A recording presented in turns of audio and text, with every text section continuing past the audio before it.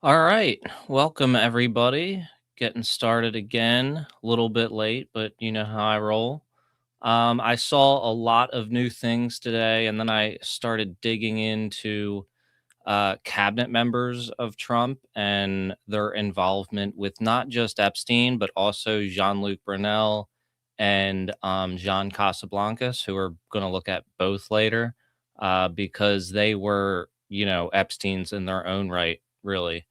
And, when you're doing crime, you usually don't just do it by yourself. And you don't just do it with your own organization. You usually collaborate with other organizations as well. And that's what I think was happening. So I'm going to get into that a little bit. But first, I want to yeah, go over last night. We found surprisingly new information in the text messages. I haven't seen any news articles on this, but it's definitely in those text messages that have been released. I did a video on it earlier today, and if you were on the live stream last night, you would have seen us finding it.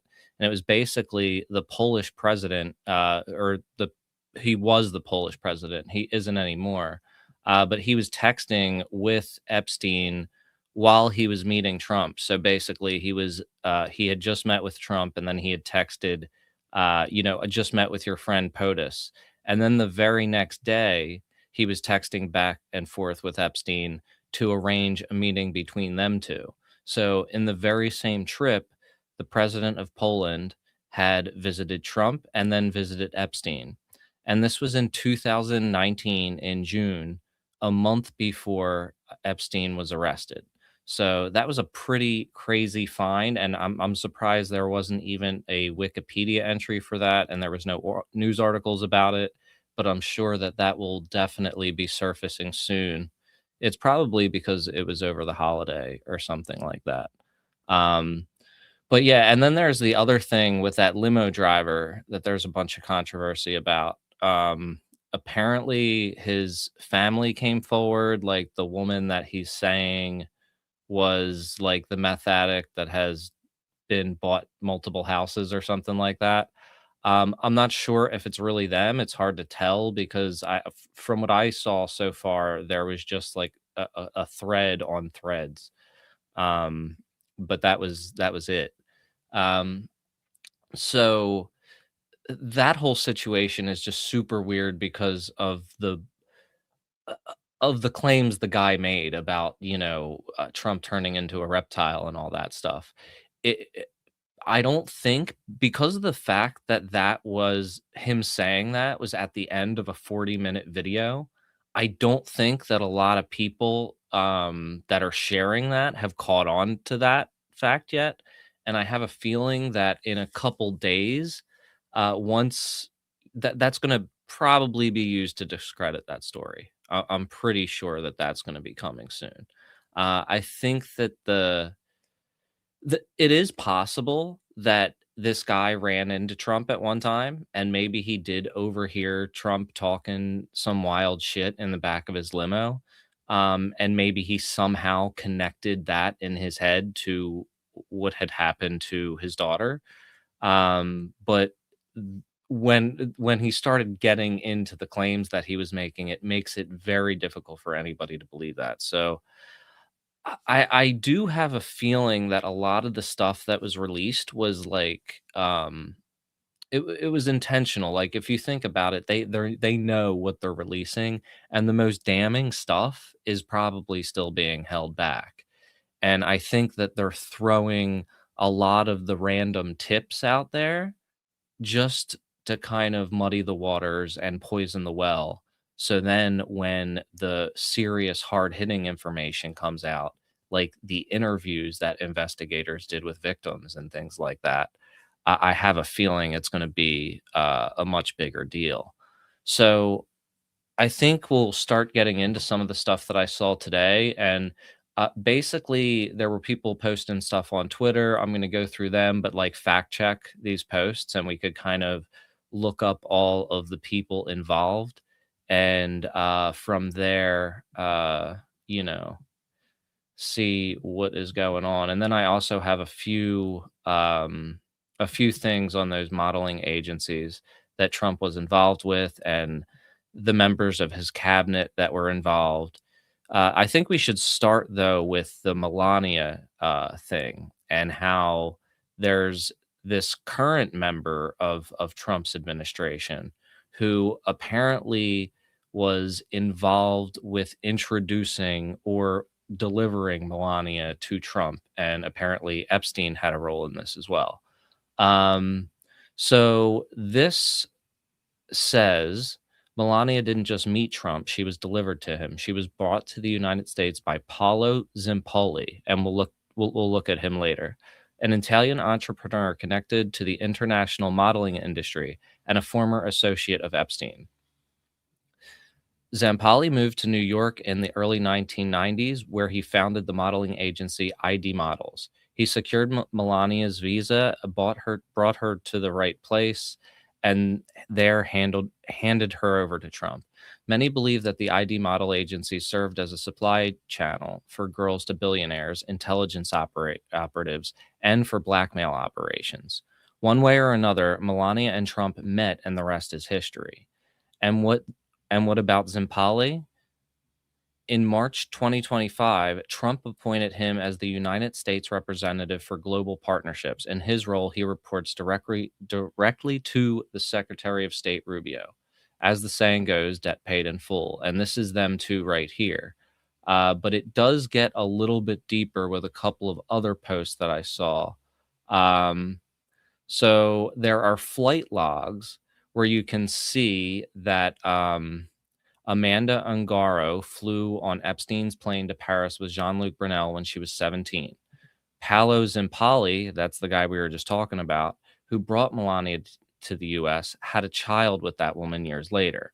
He had her deported by ICE recently, which is not like the situation with, I think it was either Pam Bondi or Carolyn Levitt's sister-in-law. I always get them too confused. Um, it's not the same situation. This is a different situation where a family member has basically sicked ice on where one of these people have sicked ice on one of their family members. So this is the guy now with Trump. So they still have a close relationship, and he's obviously still a part of the government, even though he was appointed close to 10 years ago at this point. Him with Peter Thiel. Who is that? Flavio Briatore. Not sure who he is. Could check him out real quick though. Flavio Briatore. He's an Italian businessman, according to this, who serves as an executive advisor and de facto team principal of Alpine in Formula One. So he's heavily involved in Formula One racing. This guy with Zampali right now. And now these are flight logs that show that this Zampali guy, if we could read the handwriting, was on the plane with this woman when she was underage that he eventually had a child with. And now this is that situation that I was just describing with the ICE arrest. Zimpali works for Trump's White House, was an Epstein, Casablancas, Brunel, Trump co-conspirator. Melania was part of the EE modeling trafficking ring, and when she aged out, she depreciated, in their words. 16-year-old Amanda Ungaro flew on Epstein's plane to Paris in 1990. She later had a child with Zimpali. Yeah, that's what we just said. I'm not sure if that's what's being referenced here, but I know that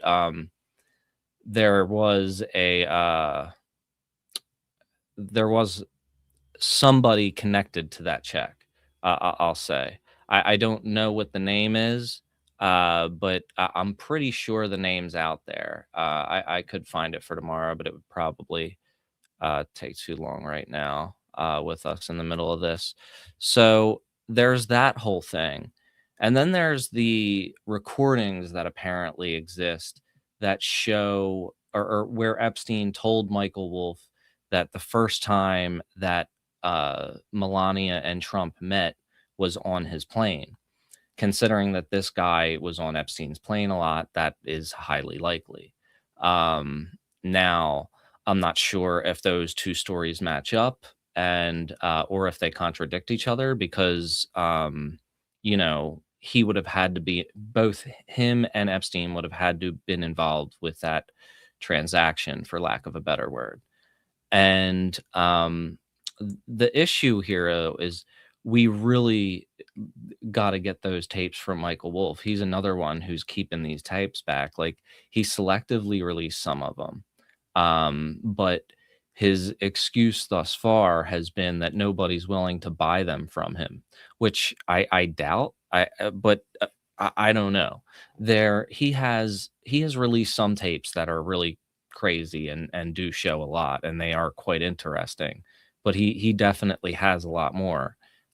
So along with Steve Bannon's got like 15 hours or something. I don't know how much Michael Wolff has, but regardless, it's like long overdue for him to be releasing that, especially if he's making those kind of claims. But now these are kind of multiple pieces of evidence stacking up that Melania was introduced to Trump by other traffickers, and it is highly likely that Trump was in the same business as well. And that is, I'll get to that in a minute, but let's do some research on this Paolo Zampoli guy first. Let's uh, let's look him up in general and see what else his other life is looking like. That um, ID models. So he made a bid to buy Elite Model Management and lost, prompting him to call Donald Trump in December 2004. He went on to form a partnership with the Trump Organization as Director of International Development. Now, this organization here, Elite Model Management, this was shown to be a trafficking front. And this was run by a guy named John Casablancas. We'll look him up shortly as well. And he had a very close relationship as well.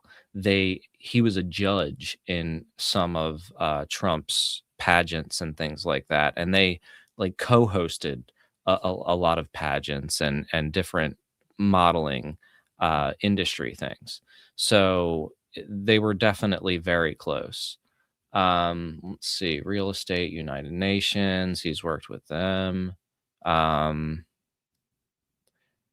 Bill Clinton, John F. Kennedy Center.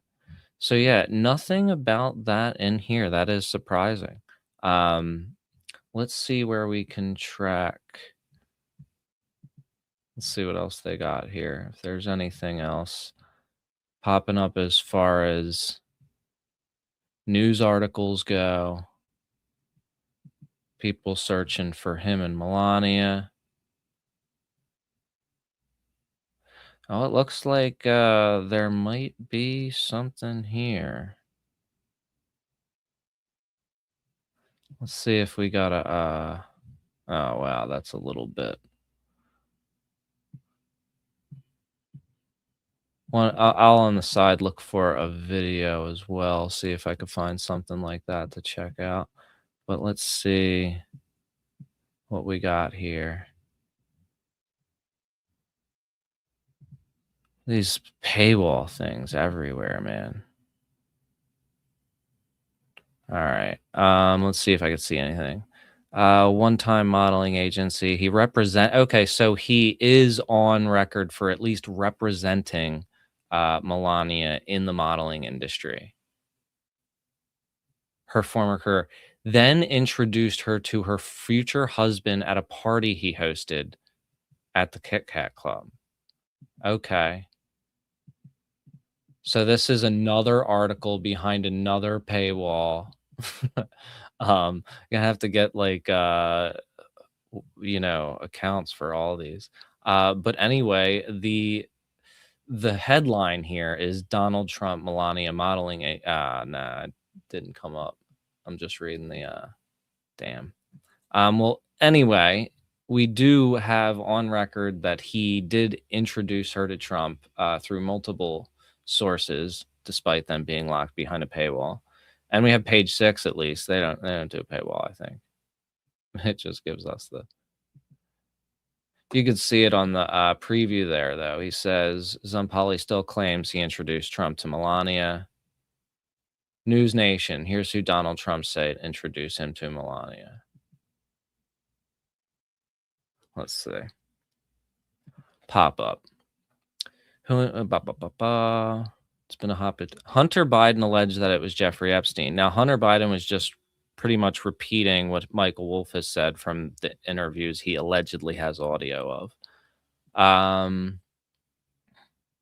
At the time Donald Trump was ready to go public that he was dating the future First Lady, he told the New York Post that it was Paolo Zampali who introduced them. So he very well could have introduced them on Epstein's plane, or he's a creep in his own right either way. So let's see. Because yeah, he was very, very involved with both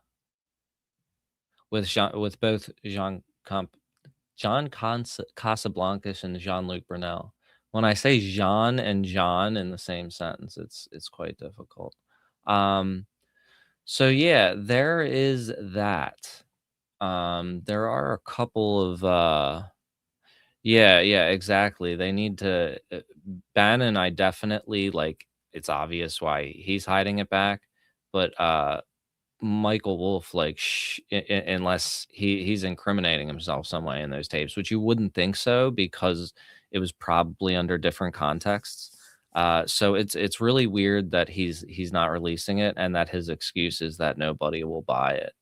Um, so the other thing is, so this guy is in um, Trump's cabinet. We also know, or I'm not sure if it's his cabinet, but he's a part of the administration anyway. Let's see what I said. Yeah, representative for global partnerships. I'm not too familiar with that position or what it entails, but regardless, he was appointed there. So let's see.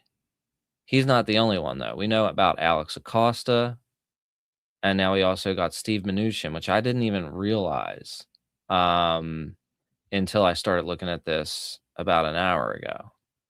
I haven't even really oh, it's another paywall. Damn it.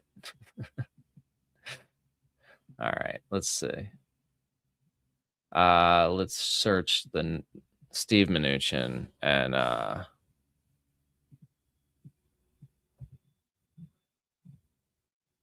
Jean-Luc Brunel, I think. Yeah, this is for Jean-Luc Brunel. Everything is I thought Daily Beast would at least not be paywalled. Let's see.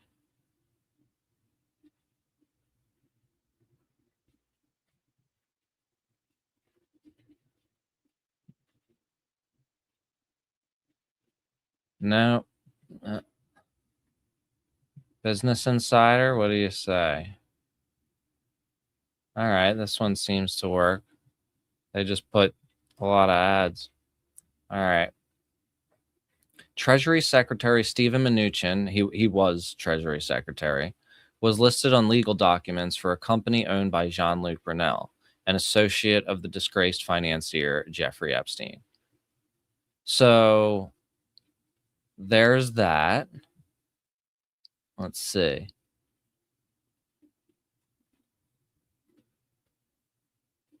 Trying to see if there's anything. There's another one as well where Mnuchin was at an Epstein party too. And remember, we got Howard Lutnick, who was Epstein's neighbor as well. So this is from the Millennium Report, which I think is fairly legit. But oh, okay. This is copied from the Daily Mail then, which it's the Daily Mail, but they still do journalism. So this was in 2011, shortly after his first arrest. And this is Epstein attending a screening. Let's see where Mnuchin is, because I'm pretty sure that I saw him in this one as well. Um, and if so, that would put, yep, Stephen Mnuchin was also present, as were designers. So look, Steve Mnuchin and his then wife Heather, Rudy Giuliani and his then wife Judith, Wilbur Ross all attended the screening and dinner that followed at the Coaches. So the Koch brothers held this thing, and of course it's just a party, you know. But the thing is like, all these people are hanging out with Epstein after it happened. Mnuchin knew Epstein many years before, so it just shows the very close relationship that all these people had. Um, Now, the interesting thing will be to see if any of these people are in the emails or the documents. So let's try to see. All right, if we could find this guy in here. Let me find his name.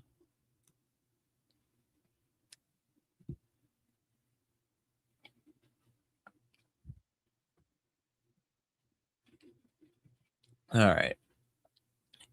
Yeah, I'm gonna, just to see, because now we're starting to get more connections in here to track down. So let's see if this guy is in here. Try both of his names, I guess. Paulo. Oh wait.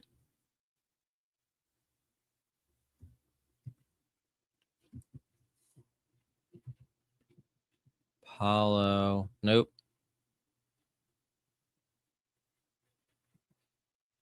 All right. So probably not in the emails. Well, okay, let's check the files. I still got to get a account on here. I forgot to do that, but we can search over here. All right, no entries on that yet. But like I said, I do think the most consequential stuff is being held back. And who else were we going to search on here? Mnuchin. Yeah, just see if we got anything with Mnuchin.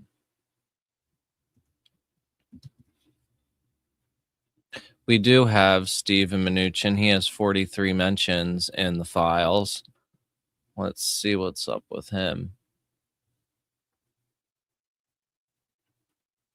Taking a minute to load here.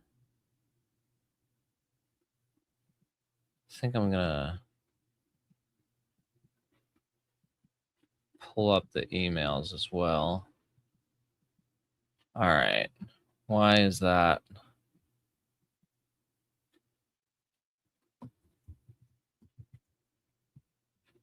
Why did it take me there? They're trying to make me search, so I...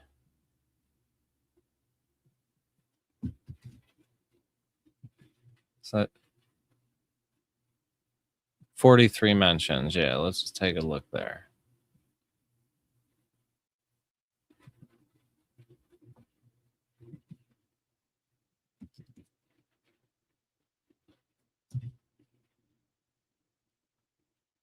There's a lot of Mnuchin stuff in the emails. I'll probably... This site seems to be under a pretty heavy load right now. Oh wait, here we go. These are all the places where he is mentioned. Where's the summary? The summary yesterday.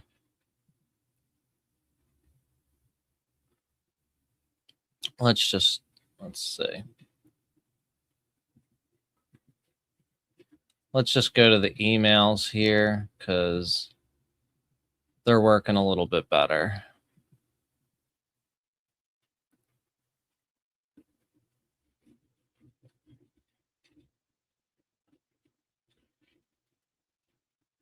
is it really blurry? I might have to check to see if I can do that next time. That's good to know. All right, so let's see. These are all the mentions of Mnuchin and who he's talking to. Wow, what is this wall of text? All right, so he's this. A lot of these are from news articles that he appears in, and we found that with a lot of the so far. Uh, the politicians that are mentioned are a lot of times mentioned in news articles that are sent between him and his friends. But like I said, I really don't think the most consequential stuff is out yet. I think they're still holding that stuff back and trying to figure out what to do with it. And yeah, as you could see, these are mostly just emails that are being sent back and forth. So let's see here. So now I think it's good to get into the history of some of these agencies that he was involved with. So this is a pretty good thread here. An exhaustive round of Let's personal see interviews designed if we can get, to help our judges discover what makes each but one special. this right here is Trump and John Casablancas and a few Thank others you very like much. judging The teams. concentration was intense inside the judging room They don't like you. There's supposed to be and out. Just so excited. The deal is. Each girl was considered not only for her beauty and And poise, I have but a also couple for of her other things personality. to play That with these people indefinable as well. Extra. Like background on Jean-Luc Brunel, Trump, their connections. Okay, do you want to pull your hair back 1 second? Okay. All right. Thank you very much, Ingrid. Good luck for tonight. Thank you. When it came time to choose the Oh yeah, 21 and this is the finalists, other guy, emotions Gerald ran Marie. high. I'm pretty sure he was the co-founder with John Casablancas. Let's take a look at this article. I think this was from The Guardian a couple years ago. Let's see. Yeah, so while Marie sat with fellow judges Casablancas and Donald Trump in the audience. So it's important to recognize that Casablancas and Gerald Marie have been pretty much exposed as being predators at this point, as has Jean-Luc Brunel, who ended the same way that Epstein did in prison. So these are all of his business partners in the early 90s. I think the things that are The Look of the Year here contest is the ultimate are contest going for women to that want to be go all the way in the modeling the video business. I'm about to play. Featuring I don't know why 58 of they the don't world's have most beautiful young women, competing for more than $700,000 Oh, you might in actually prizes. have audio, and I just don't, 'cause I don't have my speaker Chance turned of a on. dream come true. Career Take that as way. one of modeling's superstars. We'll take you behind the scenes, onto the runway. You see the fun, feel the excitement. You'll pick your favorite, along with our panel of experts. So yeah, that was Jean-Luc Brunel and John Casablancas and Elite Modeling Agency, Elite Model Management. So this was closely tied to Trump and everything that he was doing, as you see from how they were working together with the pageants, how they were all judging it and stuff like that, and how they were all kind of in a bidding war to buy it after it shut down. Um, and there have been very just a lot of shady stuff around that.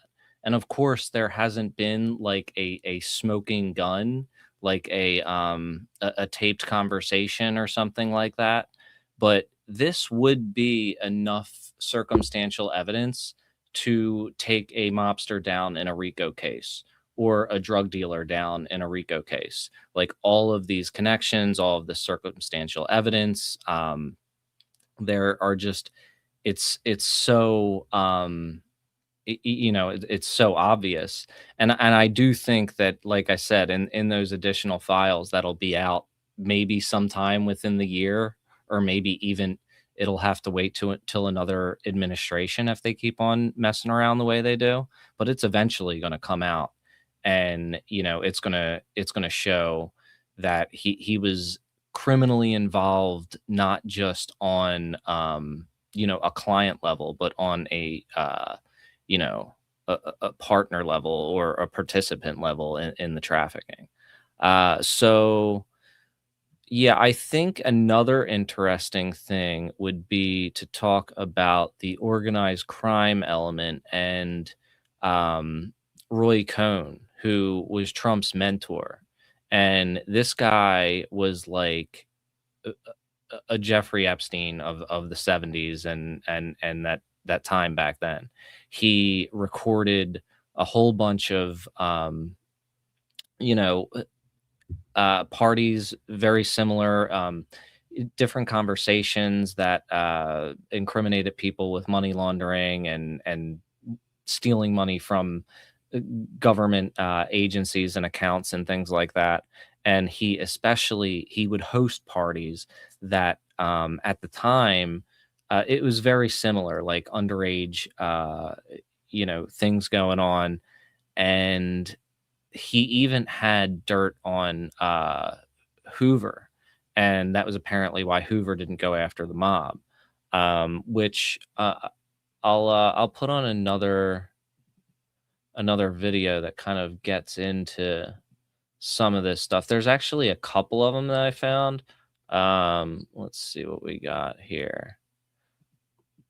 A Wall Street Journal investigation into Donald Trump's business career finds the GOP presidential nominee sometimes dealt with people connected to organized crime in his Atlantic City and New York real estate work.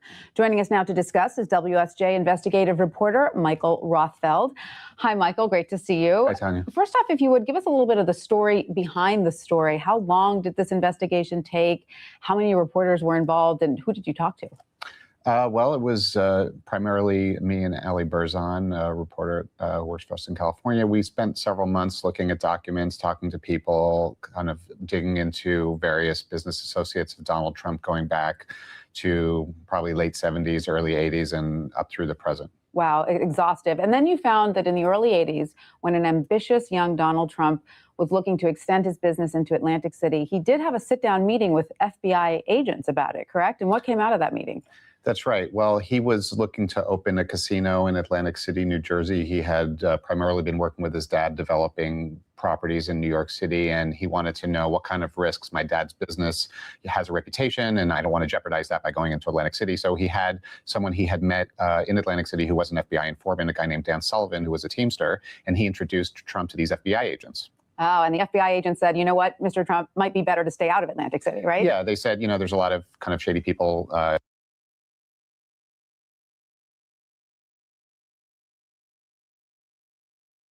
I've heard this too. A lot of people that I've talked to in New York in the club industry that were involved in the early 90s said that Trump was way mobbed up. And a lot of times you had to deal with the mafia if you wanted to open a club, or if you even wanted to, get into a warehouse to throw a party. You often had to be on a mob block. And Trump was definitely deeply involved in a lot of that. Let's see. I didn't watch this yet, and it wasn't seeming that interesting. Sometimes I favorite stuff just to check out on here, but let's see. This is a very old news clip of the kind of accusations against J. Edgar Hoover, and he wasn't actually doing anything wrong. Actually, I mean, he was just apparently gay, which was not, you weren't allowed to do at the time, and he was also in drag at this hotel. I don't know if he was doing anything with any underage people. If he was, then of course he was doing something wrong. But let's check. There was another way in which the mafia could have learned of Hoover's homosexuality. In the late 1950s, Hoover was a regular visitor at the home of Meyer Lansky's friend, the former bootlegger Louis Rosenstiel, and his wife Susan. Meyer Lansky was a mobster back then who is heavily involved in all this. And I think he was the one who taught Roy Cohn how to get into the blackmail thing and how to, further your career through blackmail. Found out early in the marriage that my husband was bisexual. He was involved with Roy Cohn, the assistant counsel to Senator McCarthy. When he used to come with a little boyfriend, and they used to squeeze each other, and that I should really see that he was a gay boy. So one day, Rosenstiel said, "We're going to go this evening to the Plaza Hotel." And Roy Cohn was there. And he said, "You'll be very much surprised at what you'll see." I didn't have much to say. I said, "All right, I'll go." When they arrived at the plaza, Rosenstiel insisted that they enter by a side door. We went up into the elevator. We went to either the second or the third floor. There was a sign on the door where he led me to, not to disturb. And we knocked on the door, and Roy Cohn opened the door. And we went in, and there was this gentleman. He was dressed as a woman. And Roy introduced me. He said, "I'd like you to meet Mary." Well, I knew the name wasn't Mary because he looked just like J. Edgar Hoover. In fact, he was very solid looking, and he had like a little growth, and he was dressed in a black chiffon dress, very short with ruffles, and a black lace stockings and high.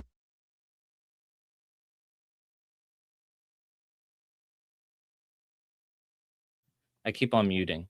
This is a similar type of scenario to what Epstein was doing to people, except it was, it was a very unique situation because of the time, because of the fact that you could just very easily blackmail somebody who was gay because that was so frowned upon at the time. Now you could probably do it to like a lot of the Republicans, like the senators that are, hiding it and everything like that. But at the time, that was a big avenue of attack for blackmail. And there was also sometimes when they couldn't get people like that, they would also have parties with underage people, and they would it would all be at this same Plaza Hotel, which I think Trump had some involvement with later. Like I don't know if he owned the place or what happened, but I could look that up later while I restart this. Heel shoes and a black curly wig and black false eyelashes. And he was sitting, he crossed his legs. Now, wait a minute. You're saying it looked like J. Edgar Hoover, or it was clearly to you J. Edgar Hoover? It was clearly to me J. Edgar Hoover. Do you have any doubt at all about that? Absolutely not. According to Susan Rosenstiel, two young men arrived, and first Hoover, then Cohn and Rosenstiel went into the bedroom and had sex with them.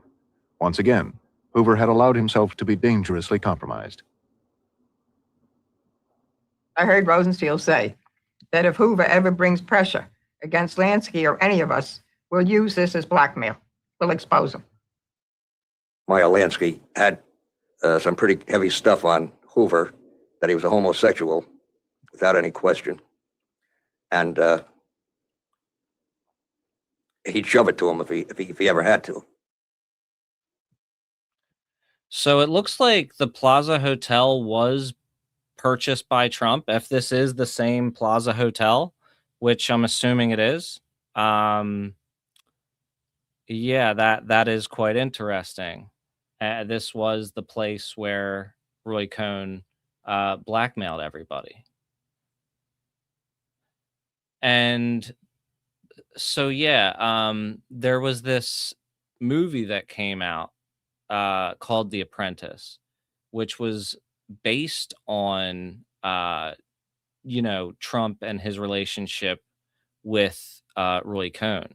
The Apprentice is kind of a double entendre there because, of course, that was the name of Trump's show, but also he was Roy Cohn's apprentice.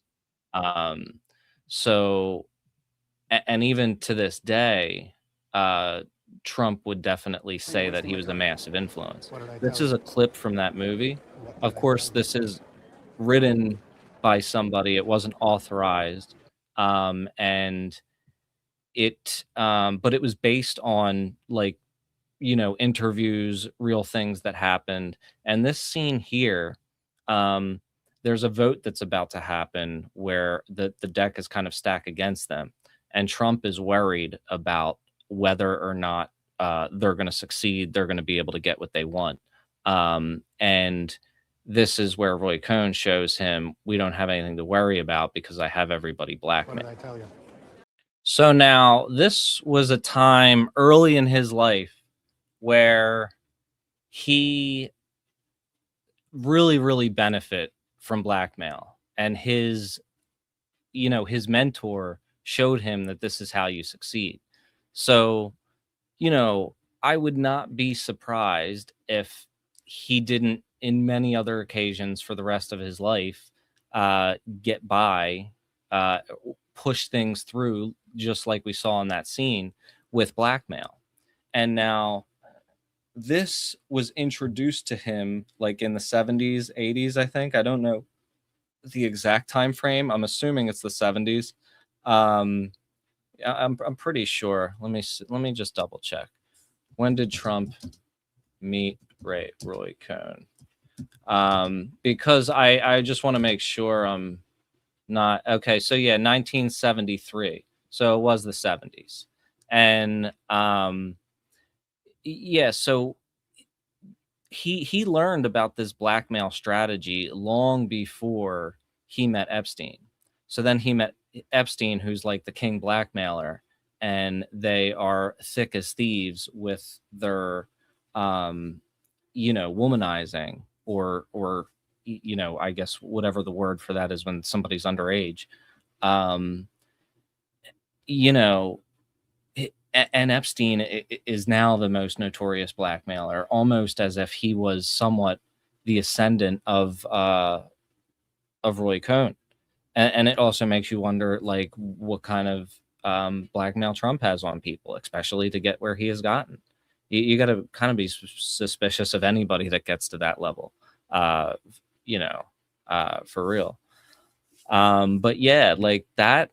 It's all like really suspicious stuff. Way too many people in his administration that are connected to this, from Jean-Luc Brunel and John Casablancas. It really is pretty crazy. So let's see if we could go back to that Epstein secrets and see if there is any sure, like Roy Cohn might be in this. I think since more people are searching this, they're having like a load problem. Yeah, doesn't seem to be working well. Let's see. What did I cut out? Did I cut out? What happened? Am I back? What?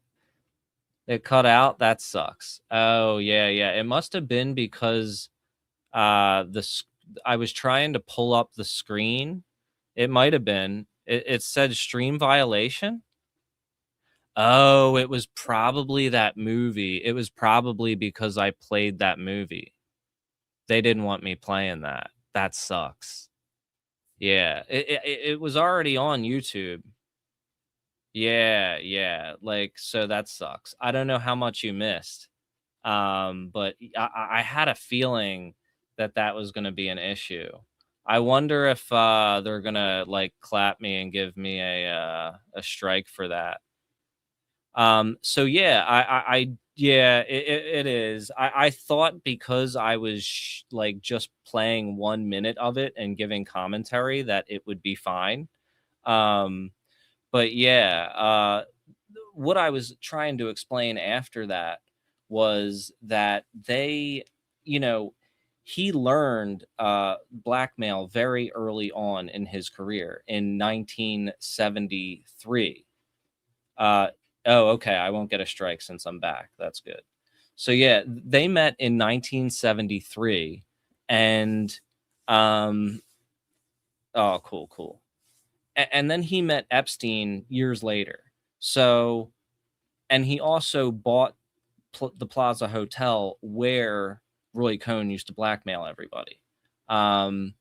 So it makes me feel like Trump had taken over this blackmail thing from Roy Cohn, shared his he shared his strategy with Epstein because they were best friends for a period of time, and they shared, everything together, and they talked about a lot of those kind of things. And, or they were just both blackmailers and both really into that. So that could be another possibility too. And that's just one of the many things that they shared. But regardless, it just so many things, so many people in Trump's cabinet connected to all these organizations that were obviously trafficking fronts. He was running a teen pageant. I mean, and like I was saying earlier, I've seen a lot of comments from the people who are coping about this, and they're saying that because there is nothing that can be used in a court of law against Trump right now, that that means he's innocent. Yet, that's the whole problem with this case in the first place, is that you know there are the tapes that could have put the people away have been destroyed probably. They're missing, and we know that they're missing. That's been reported. But before I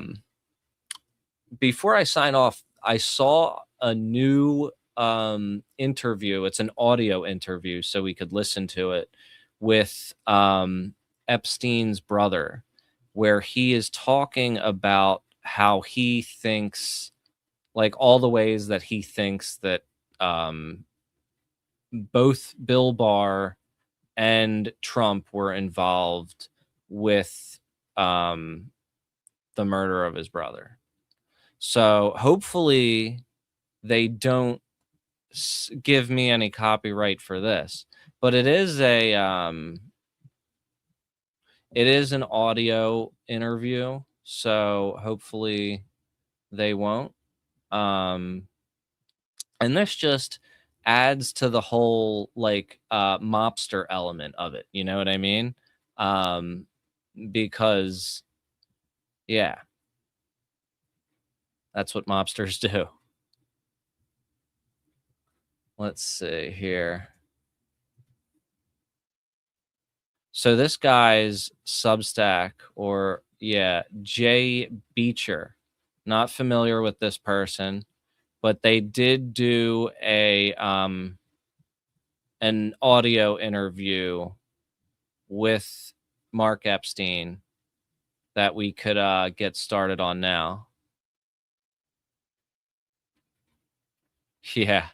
Another thing that I'm thinking about doing, and you could let me know if you're interested in this, but I'm thinking about reading a chapter of space relations, maybe at the end of these streams, and like get through the book and then post it later, just to see what's going on with that book.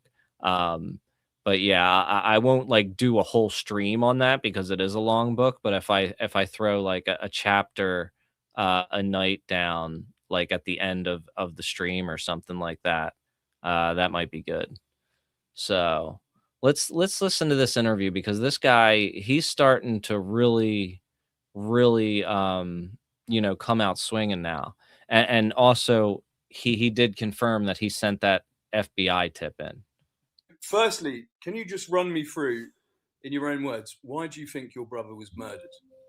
When I first heard that he committed suicide, he was dead from suicide, I heard it on the news, on CNN. The government didn't notify me, as they have claimed. I heard it on the news. Right. And I just assumed that, okay, he decided to take himself out. He was facing a potentially long term in jail. I knew he wouldn't want to live that way, I wasn't paying attention on a daily basis, because he was in jail for a month already. And I just assumed that was the case. So then the next day, I go down, so I have to identify the body, and they do an autopsy. And the city pathologist Dr. Roman, who did the autopsy, with Dr. Barden, who we had hired to, observe the autopsy. They both came out of the autopsy saying that they couldn't call it a suicide because it looked too much like a homicide. Sure. And then I started saying, well, what's going on here? I got accepted that he committed suicide. Now, if it wasn't suicide, it's a homicide. Then it becomes, who killed him? And then other things that have come up is that when Jeff was... I want to show let's see. This was actually confirmed by the media. This isn't something that he is just claiming. Let me share a different screen here real quick. So yeah, Epstein autopsy finds broken bones in his neck. This is the hyoid bone, right? Near the Adam's apple. Yeah, so this is saying that this break can happen when a person hangs themselves or dies by strangulation, but that is in like a normal setting, not when you're like hanging 2 feet from your bed. So that is a little bit of misdirection there. Let's see. If there's any... It says can get broken in both hangings in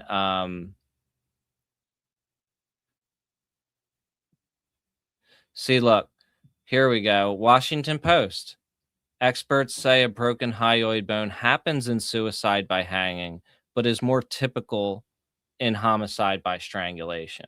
So what they're saying is it could go either way, but the fact that he just was like 2 feet above the ground, if you're I don't want to be too graphic, but if you're like swinging around and stuff and there's a lot of weight coming down on your neck, then that is when that happens.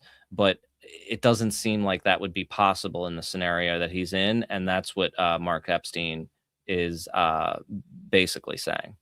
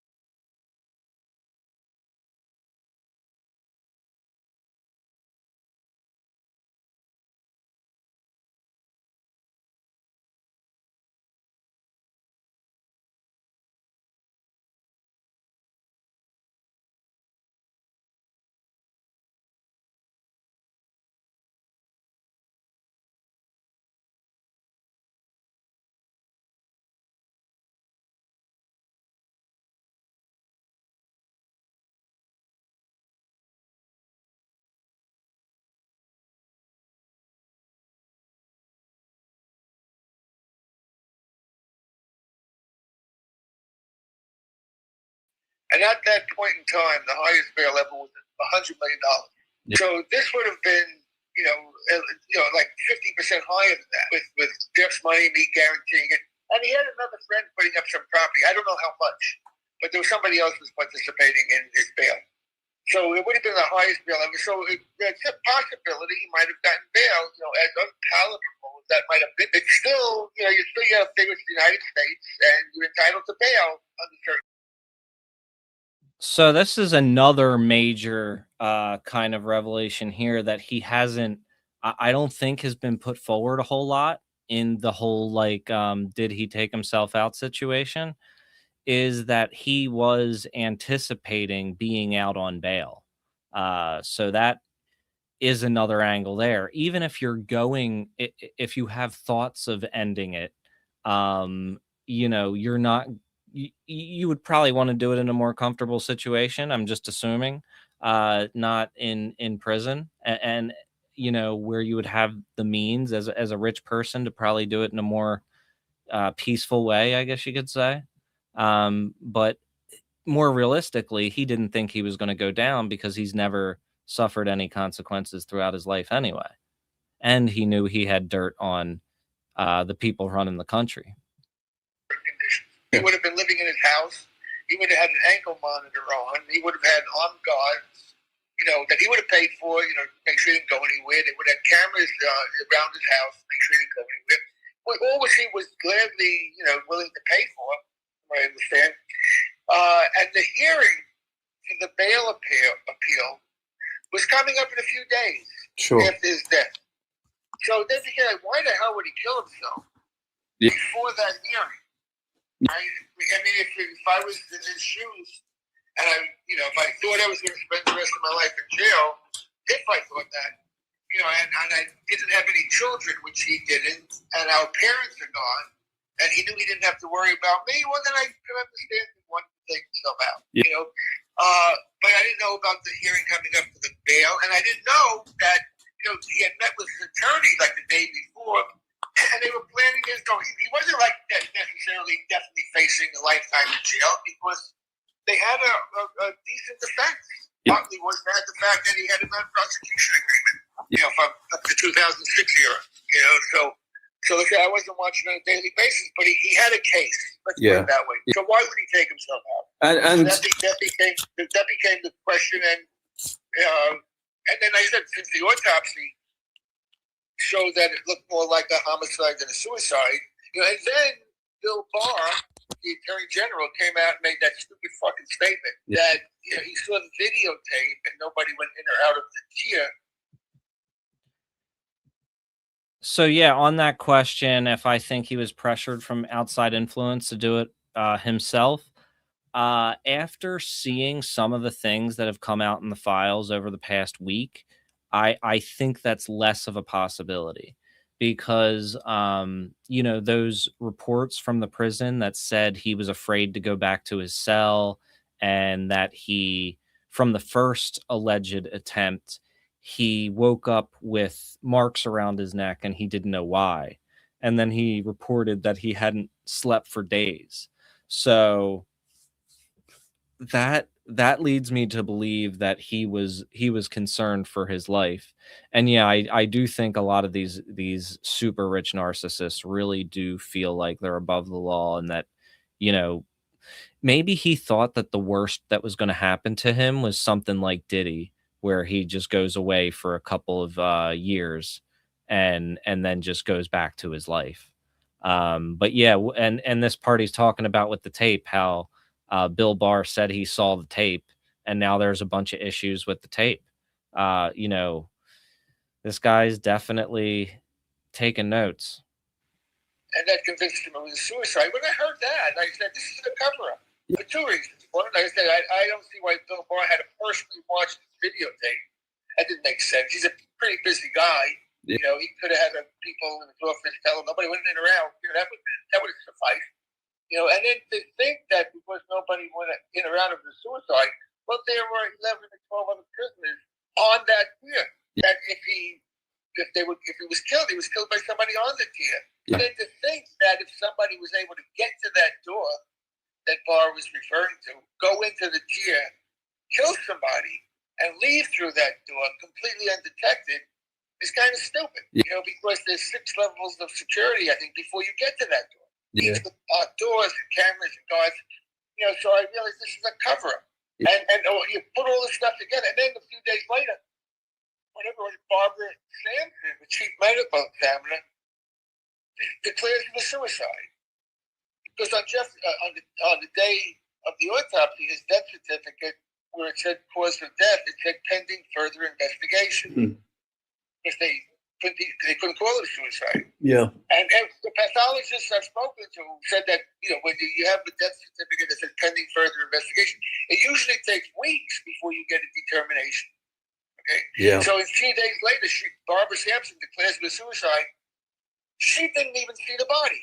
So what is she basing this on? And Some people say they think she based it on the fact that they thought that there was a prior suicide attempt, but that's been debunked. He didn't try to commit suicide. His cellmate, that guy, Taglioni, That's exactly what he said. Together, and it's hard to. Also, another thing in the autopsy, Jeff had 3 broken bones in his neck. Okay. Now, Dr. Barden said that he has never seen 3 broken bones in this kind of a hanging.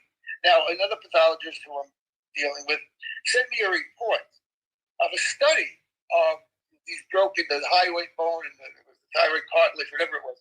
A study that was done on this in the Philippines, where they spoke about the broken bones, these broken bones in suicidal hangings. The study was done in the Philippines, and they said in about 25% of the cases, and I think they studied there were like 60 some odd cases that they looked into.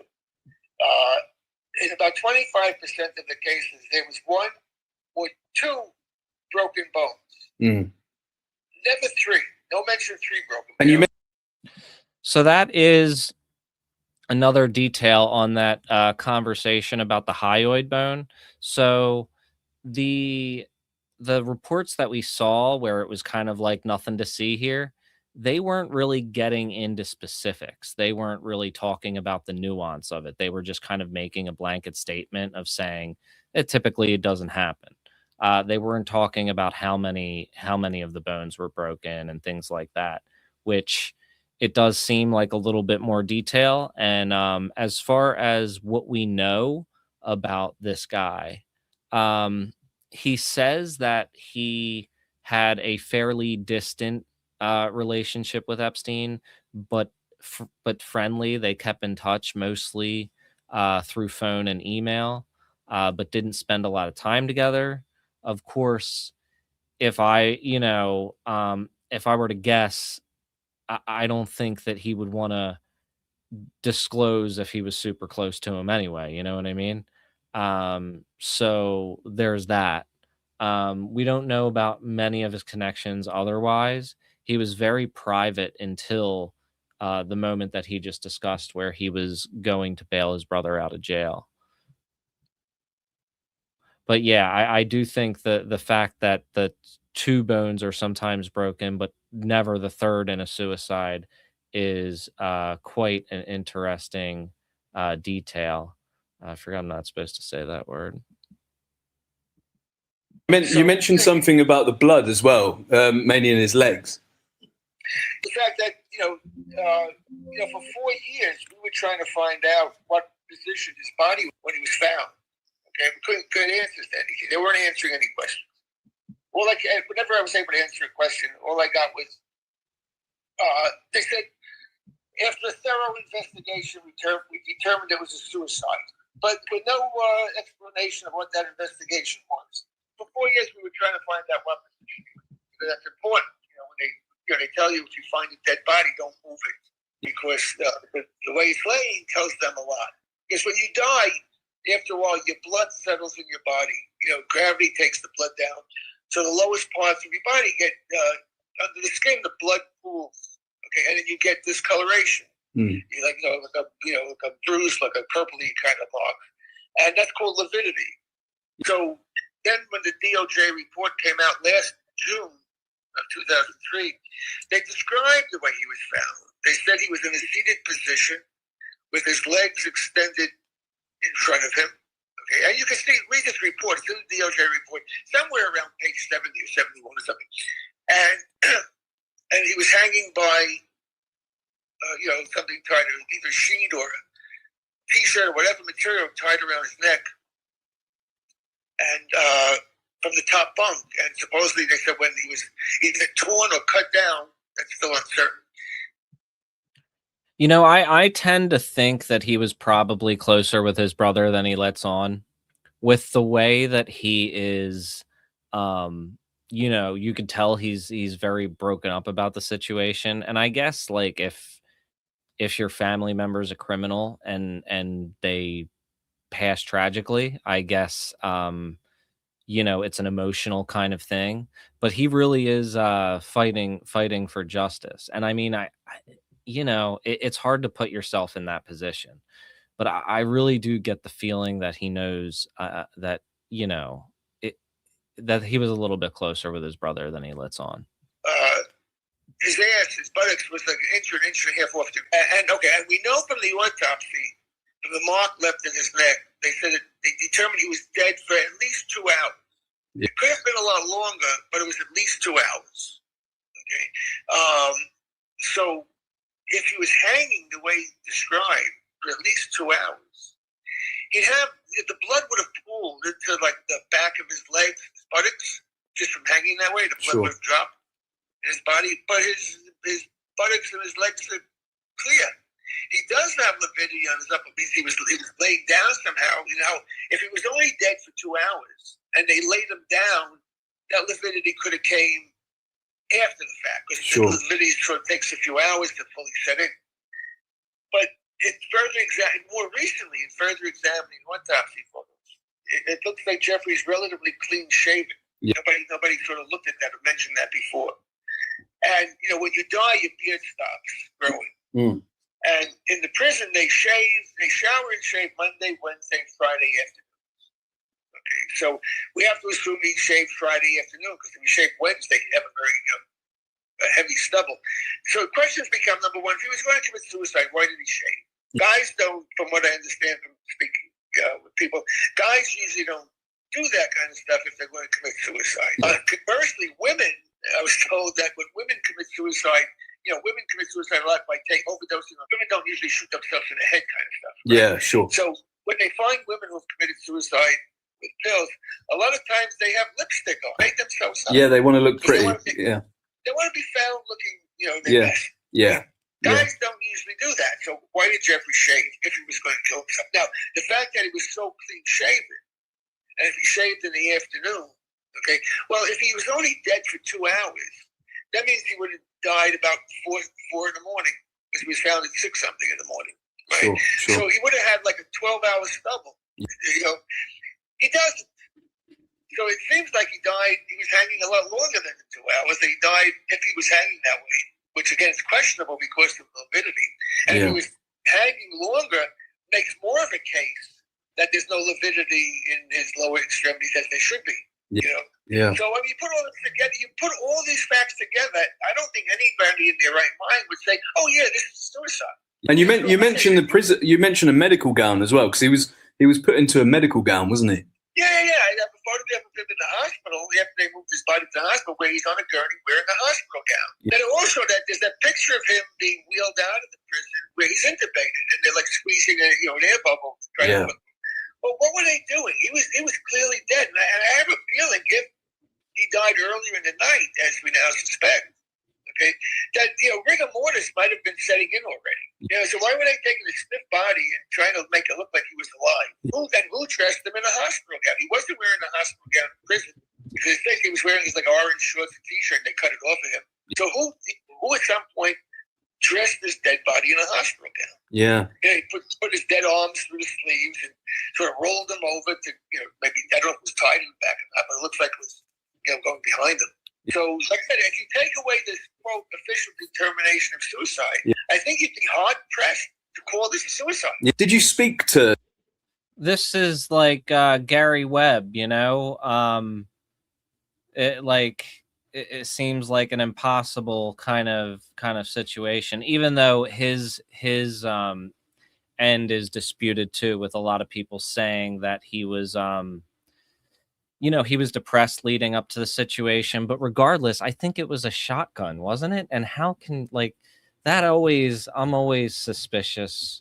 Maybe it wasn't a shotgun. Maybe I was getting that. No, it was a .38 revolver. But for some reason, I feel like the narrative was then that it was the way that it was at his head, he would have had to do something weird with his arm. It sounds like a similar situation to that.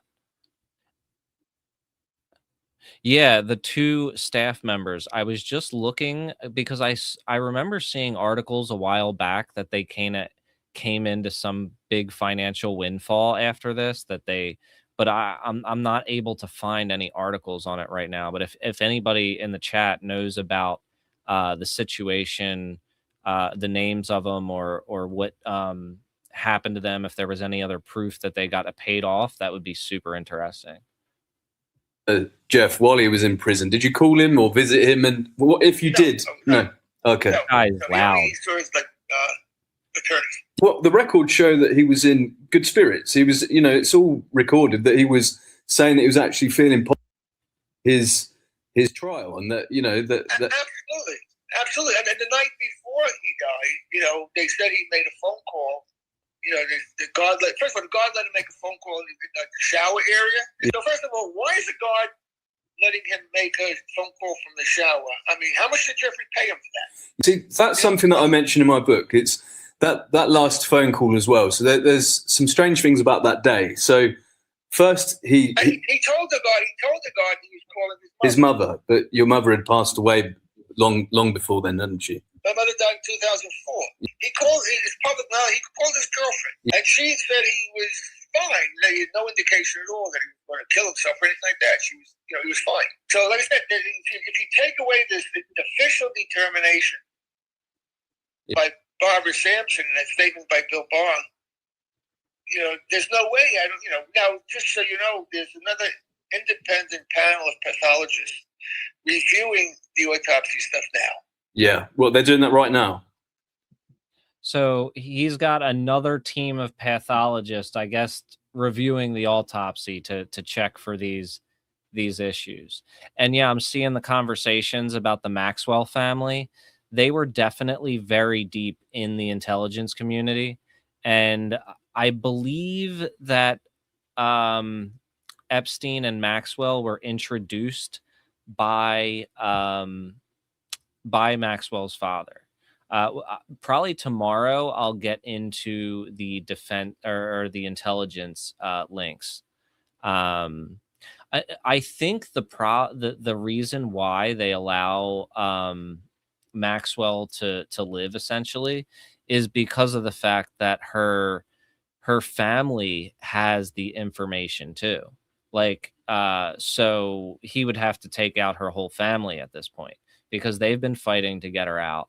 And they're probably the ones who leaked the birthday book to the Wall Street Journal, because the Wall Street Journal is owned by the Murdoch family, which is very close to the Maxwell family. They were involved in media together back when Robert Maxwell was in the media industry. So it's very likely that they passed that book along to the Wall Street Journal. And that was kind of like a warning shot of like, hey, we have a bunch of dirt on you. And that's why she got moved to the other prison, and she's been kind of treated like, royalty, I guess you could say, for a prisoner anyway, ever since then. And they've been really, bowing to her demands because she's definitely got more dirt. Yeah. So yeah, let's jump back into him talking about this new panel of pathologists that are going to look at the autopsy. It's very recent. Yeah. A panel was put together, not by me. I didn't want to get involved with choosing the panel because then it would seem biased. So it was put together by another journalist who I've been talking to. Sure. And they've gotten all the autopsy information, all the photographs, the reports, and everything. And they're going to be reviewing this. Basically, this was the transfer information was recently completed. So they're going to be coming up with a determination, and I await that determination. And so that's using some experts and pathologists. Oh yeah, these are all respected pathologists. If it wasn't suicide, why do you think he wrote and signed a last will and testament the day before he died? Well, I inquired about that. Okay, turns out that in the last 20 years, Jeffrey has changed his will a number of times. Right. Okay. He made, just so you understand, when Jeffrey's will was published, Jeffrey and I were not in each other's will. Sure. Okay, because he didn't need my money, I didn't need his. Yeah, of course. So I inquired. I spoke to his attorney. They wouldn't give me exactly the number of times he changed his will, But I asked the attorney, I said, has he changed his will since he made it? The answer was yes. I said, was he done in the last 10 years? Yes. If he's done in the last 5 years? Yes. And they would go more specific than that. But he made changes and, maybe had some inspiration or something. I think that's just merely a coincidence. So he figured he's in jail. He might have been fearful that, if he was roughed up once, and he figured, well, maybe he's going to get killed. But he wanted to make the will as current as possible. Yeah, exactly. Because we've got to remember as well, obviously, while he was in that prison, I don't think it was like a suicide note will change. I don't believe that. Yeah. I think he changed his will because he wanted to make it as current as possible. Yeah. Because I think he was obvious. Look, someone tried to kill him once. That the only probably concerned that if he was killed, he wanted to make sure his will was in order. Well, he Those are actually some really good answers to those questions, because that was one of the things that had me wondering, because of the fact that he did change his will like that. But there are three good reasons for why he would, and that is, the fact that, like he said, he did it often. It was I guess, when you're a rich person and you're getting to a certain age, you're doing that a lot, possibly. He did feel like he was being attacked, or that somebody was coming after him, or that his life was at risk, which is now confirmed through multiple sources. And he also knew that his finances were being scrutinized, and he wanted to f- push to make sure that certain people weren't implicated, and that certain people, were kind of protected from media scrutiny, I guess you could say. So that makes that a little bit of a not, less compelling for the other side, I guess you could say. he specifically told the psychologist that his words were, Nick tried to murder me. I know he later went back on that and said he wasn't sure, but that could. His attorney, David Schoen, said the same thing. His attorney, he was afraid of retaliation, so he mumbled, "Look, if someone attacks you in jail, you don't forget." I mean, Jeffrey's not the kind of guy that wouldn't remember that someone tried to attack him. I mean, to say he didn't remember, I knew was bullshit. Yeah. He just was afraid to say anything because he was afraid of retaliation. Yeah. And going back to that phone call, his last phone call, the prison guy had let him make a call on an unrecorded line, which is against prison protocol, in the shower cubicle. Very strange. And the prison guard said that he overheard some of the call, that Jeffrey, first he dialed the number, as the prison officer, dialed the number as per protocol, made sure it connected. And he said a man answered the phone. And then first Jeffrey began speaking to the man, but then he could hear that his tone shifted and he spoke to someone else, who we now know to have been his girlfriend at the time.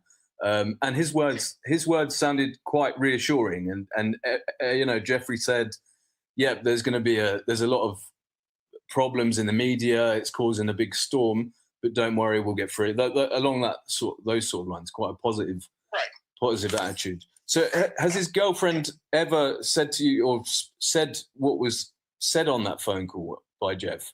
Because we only know. No, I didn't get any details of it, but she assured me that it was fine, and she was quite shocked that he was dead the next morning. She didn't think it was suicide either. Not that long after, I met with Steve Bannon. Steve Bannon told me Jeff was killed. He had no doubt about it. Oh, really? What made Steve think that?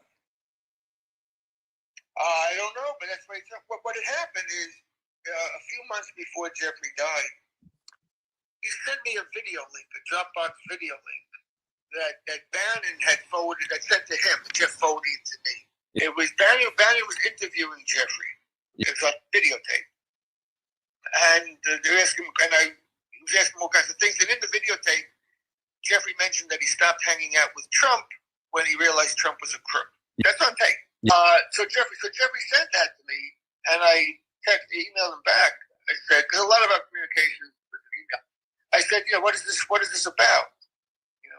And he said he was preparing for a Senate. And I wrote back, I said, will you subpoena it? He said, no, just kidding. Right. So and I said to Jeffrey, I said, too bad. I said, you could have had fun with them. Yeah. And what he told me was, he said he would have channeled Kavanaugh. Remember when Kavanaugh was being confirmed, he said something like, I like beer, my friends like beer. Do you like beer, Senator? Something to that effect. Yes. So Jeffrey said he would have channeled Kavanaugh, and he would have said, I like pussy. My friends like pussy. Do you like pussy? We were joking around. It was a normal, Yeah. Yeah, so the stuff about the claims of like shapeshifters and stuff like that.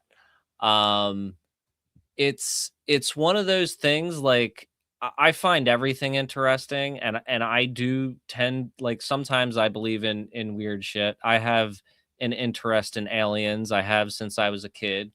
Um, but at the same time, like, I know that that kind of stuff, like, it's not something we're going to be able to really use as evidence, against the kind of forces that are oppressing us. So, like, I think if if our goal is to kind of stop what they're doing, I think that the best avenue is to kind of work within the shared reality that everybody has. And but I don't want to you know dismiss anybody's thought process on that. But I just think that when we're trying to convince people, we want to stay within the shared reality, at least as much as we can, uh given that the shared realities that we do have are continuing to, like, disintegrate and be pushed apart. Um, but yeah, I think that when people start to when it that video makes its rounds, or that clip of the guy saying what happened in that limo, I think that there's going to be a lot of backing up from that story publicly. But I know that um we have tons of things that we can definitely confirm, but at the same time I'll definitely look into it for sure. Let's see if there's anything else in here. Just a couple more minutes left of the interview here. Sure. Yeah. I wish that they were the same audio. The one guy is so loud. So after Jeffrey died, I had this video, this link that Jeffrey sent to me, forwarded it to me from Bannon. So I had Bannon's email at. So I wrote back to Bannon. I emailed him. I said, look, Jeffrey sent me this link. What's this doing? We set up a meeting, and I went and I met with Bannon in New York. And he told me he had like 16 hours of videotape interviews with Jeffrey. He was trying to help Jeffrey rehabilitate his reputation. Yeah. And he wanted a movie or something with these tapes. Wow. So that is confirmation there of what a lot of people were suspecting. This is a brand new interview. And, Steve Bannon has been saying that these tapes that he has, this 15, 16 hours of tapes that he did with Epstein, was like supposed to be a documentary about how bad he was. But now even Mark Epstein, his brother, is saying that the whole purpose of that thing was to rehabilitate his image. I think that this is the first time that he's saying this out loud, but this is a theory that a lot of people had, and this was how it was starting to look after his emails were leaked, and it kind of showed a much more friendly relationship between them than he let on. Trying to raise some money. But he told me in that meeting that Jeffrey was killed. Really? He also told me that he didn't really like Trump, but they were using Trump to accomplish their goal. That's what he told me. Really? Yeah. Wow. Yeah. That's a quote. And who do you think might have murdered your brother? Who had the motivation? The question also becomes now, who might have wanted to shut him up? I don't really know, but then you have to look at, who would have the ability? Also, what I was told by another journalist, early on, that she heard through the attorney of one of the inmates that cell doors were left unlocked that night. Oh, really? Yeah, I wish the audio was a little bit better. I'm trying to summarize as we go though, that for sure. Um, yeah, let's see. Yeah, and that was sort of confirmed by somebody else. And who told you this? Sorry, going. Another journalist, I can't tell you. Right, sure. You understand how that works. Yeah. But, and then when I... So yeah, in that last bit, he was basically talking about when he was speaking with Steve Bannon after Epstein had died. Steve Bannon had said that he doesn't really like Trump. He's just using him to complete his goals or to achieve his goals. And I feel like that's how a lot of people approach the situation. I haven't, when I spoke to one of the EMT guys that responded to the 911 call. And when I mentioned to him that I heard cell doors were unlocked, he said he's not surprised. I was kind of surprised in that answer. But he said he wasn't surprised. Let's focus on there was the missing CCTV footage. Now that's quite critical as well. Tell me a bit about that. Oh, you mean the in the jail you're talking about? Yeah, so there was, William Barr, you said, let's focus on that again. So Barr said that what convinced him? The camera in the tier, if you have I have a photograph of it, looking into the tier, on the far wall, there's a camera facing the entrance. And on that camera would see everything that took place on that tier outside of the cells. That camera would capture. That camera wasn't working. Okay. Now, there was a camera outside of the tier, a couple of cameras outside of the tier. One camera showed, you could see the door into the tier, and you can also see the guard station. So that's how they could tell the guards were fucking off and not doing their rounds, napping and surfing the internet, whatever. So that's the tape. I don't know where I was listening to it, but the fact that they were napping is like cartoonish. You know what I mean? It's like the classic story of the napping guard. Like yeah. That Bill Barr. Yeah, and that's basically what he was discussing was the issues with the camera and how the guards weren't paying attention, and they were just kind of recapping that. Oh, he said that he said he saw the videotape, and nobody went in or out of the tier because that he was able to see the door on that videotape. Now we've been trying to get that videotape, haven't been able to, and not only for that night, but I'm trying to get the videotape from that camera in the morning because that would have captured them taking Jeff off the tier. So he's saying that he was there in the prison the next day trying to get that tape from around Jeffrey's cell. Yeah, welcome. His body off the tier. I also have requested the videotape of the infirmary, both outside the infirmary and inside the infirmary, whatever cameras they have, showing that would have shown Jeffrey being brought into the infirmary, Jeffrey's body brought into the infirmary, and anything that might have taken place. Now, I was also told that there was, the EMT guys told me that there was always somebody there with a handheld video camera videotaping everything that was going on. That's right, yeah. Where's that tape? And who have you requested this from? The Bureau J. And have they responded? Yeah, I got one response saying that it was unclear what I wanted, and that the DOJ had taken the tape. Now that the investigation's over, they turned the tapes.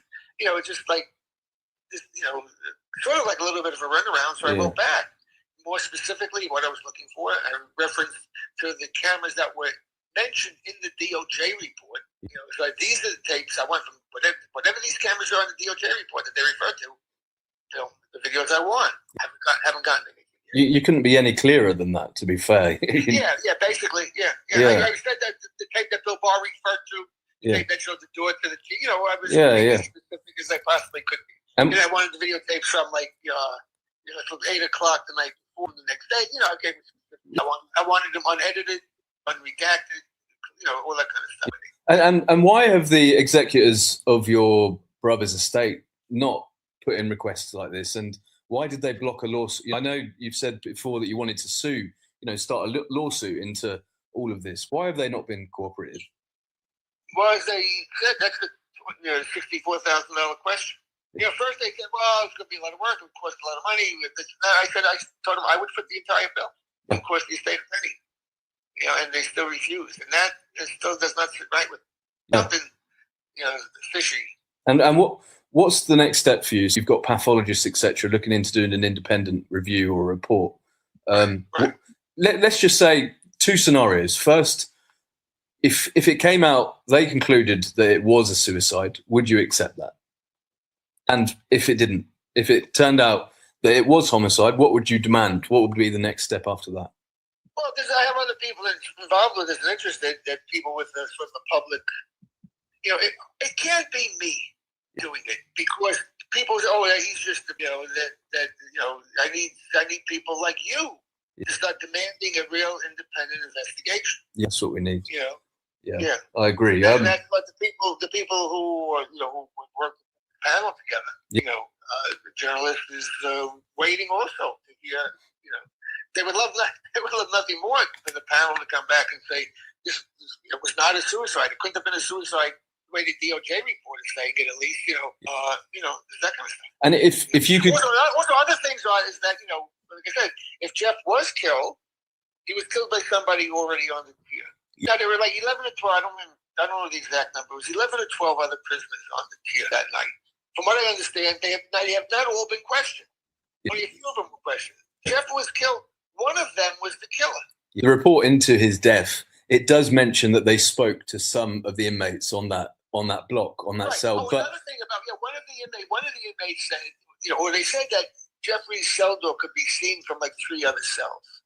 Yeah. You know, and nobody saw anybody. Now, if you look at a picture of the tier, the doors to the cells, you know, have a narrow window. Yeah. They're probably about from maybe 40 some odd inches high or 48 inches high. And the window looks maybe about 6 inches wide and maybe, you know, I'm going to guess say 30 inches tall. Sure. They're narrow enough that nobody can slip through if they break the glass. Sure. Right?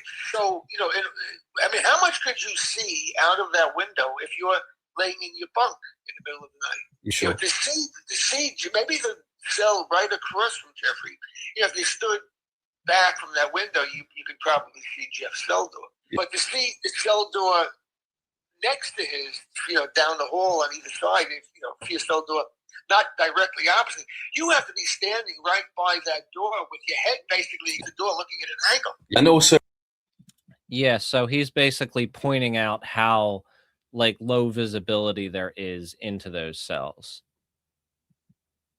We know that Jeffrey, by his own admission, and the prison guards said that they saw this, he would often sleep on the floor on a mattress which was out of view from there. It was in the corner of the room towards the door. But that's not important, because we're not talking about what Jeffrey could see.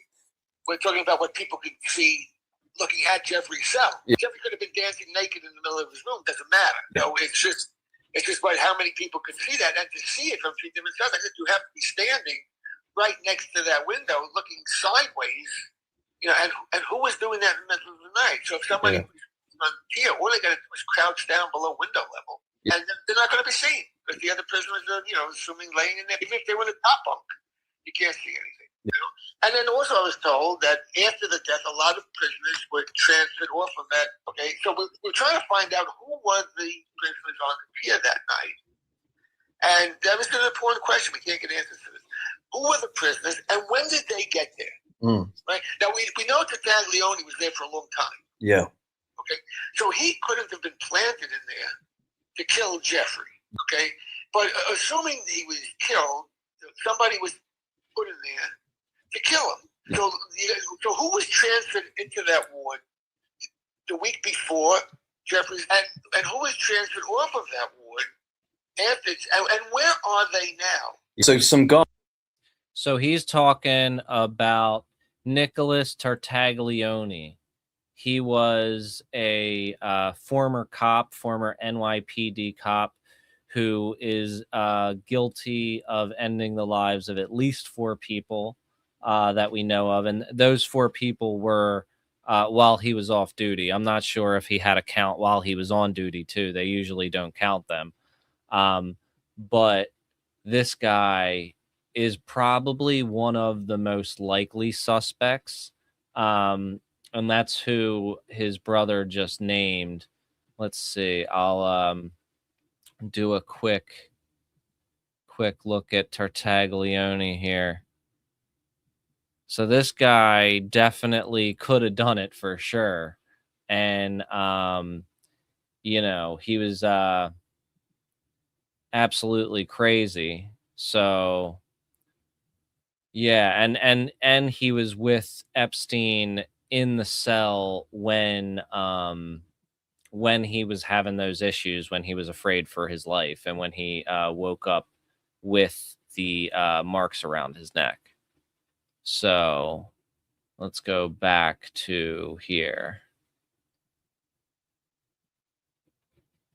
Guards, you said you're trying to get the identity of, I think it was 2 additional guards that aren't listed. Well, the thing is, the 2 guards that got in trouble with Tova Noel and Michael Thomas. Yeah. Okay. Now, we know Michael Thomas came on shift at like midnight. Okay.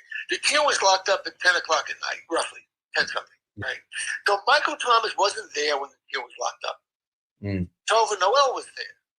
And we also know there's never only one guard there. There's always at least 2 guards. And there's mention in the early paperwork of an unnamed guard number 1 and unnamed guard number 2. Sure. So the question becomes, okay, who are these unnamed guards? And why are they unnamed when we know Tova and Michael's names? Yeah. Right? Well, I mean, were they actually prison guards? Were they someone put... Now, since we know Jeff was probably dead a lot longer than the 2 hours. That's a wild question. He's asking if the guards on duty that night were even prison guards. He's really coming out swinging. This is Mark Epstein, Jeffrey Epstein's brother, if you're just joining us. If I want to speculate, which I try not to do, I mean, look at it this way. Let's speculate. Let's play the game. Let's assume Jeff was killed. What are the possibilities? One was that the guards, whoever these guards were, killed him and then locked up the Kia. Okay, and that would sort of answer the question of why he didn't have much more stubble on his face. Yeah. After shaving, okay? So that's one way. 2, somebody was planted in there to kill him. The guards left the cell doors unlocked. I don't know how many, but obviously Jeff and the killers. And then after the death, the guy goes back to his cell, makes believe he's sleeping again, and then a couple of days later he's transferred out. And if he was some kind of operative planted there, he's gone. He disappears into the ether. There's no record of him. Right? So that becomes the question. Who were the prisoners on the ward that night? And where are they now? We know one guy, that guy raised something, died. He had been Jeffrey's roommate for a while. We know he has since passed away. Okay. There's like sort of one down, 11 to go. Who are the other prisoners? Yeah. And where are they now? Because, I mean, if Jeff was killed, it was probably either the guards did it when they locked up the cell, or someone was allowed to kill him. If you could give a message to William Barr right now, what would it be? Yeah. What would it be? Any demand or anything? Since your statement is so fucking obviously stupid, who are you covering up for? Because I don't think Bill Barr killed him. Right? He's not lying to protect his own self from a murder charge. Who is he covering up for? And then the question becomes, well, who did Bill Barr work for? Yeah. I mean, I've been told by somebody who seems to know more about these kind of things than I do that Trump, did like a sanctioned his hit with like the CIA or someone, whatever black op group they have. The whole government's had that. Putin goes around killing people, right? I mean, we know that. And supposedly Trump is getting jealous of that kind of power. And I personally wouldn't put it past Trump. Well, he's just yesterday, isn't it? It's just been ruled in the court that if a president basically, if they wanted to kill someone that was a threat to national security, then they're immune for it, prosecution. So that's quite interesting as well. What would you ask William Barr? Well, he's not the Attorney General anymore. He's not in his wheelhouse anymore. But the main question is, who are you covering up for? Because it's obviously a cover-up. Because the statements make no sense. And so, in a nutshell, what are the main? Just a list of what evidence you want releasing and being made public. The videotapes of when they took Jeff's body out of the pier. The videotapes at the infirmary, the videotapes of the handheld camera that was on even when they took him to the hospital. Yeah. There's someone with the video camera. You know, Yeah. the medical report from the hospital I haven't been able to. Yes. So the question there about Bill Barr's association, he was in charge at the time of Epstein's death, but not only that, it seems like he might be implicated in a cover-up letter. The letter that was allegedly sent from Epstein to Nasser from the prison.